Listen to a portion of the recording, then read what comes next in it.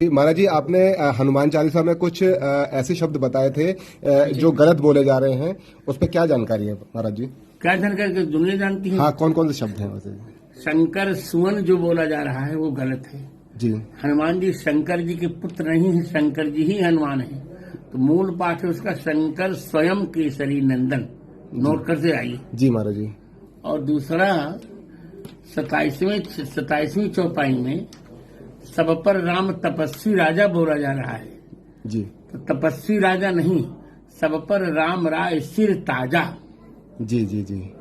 और तीसरा पाठ है 32वें में है, राम रसायन तुम्हारे पासा, सदा रहो रघुपति के दासा नहीं है वो जी। सादर हो रघुपति के दासा। सादर हो रघुपति की दासा। जी जी जी। अब फिर भूल जाएंगे, फिर मुझे खाएंगे आप। है नहीं नहीं, रिकॉर्ड कर रहे हैं, रिकॉर्ड कर रहा हूँ अच्छा। महाराज जी। और 38वीं चौपाई है, जो सतबार पाठ कर कोई नहीं पाठे, यह सतबार पाठ कर जोई, छूटे बंदी महासुख होई।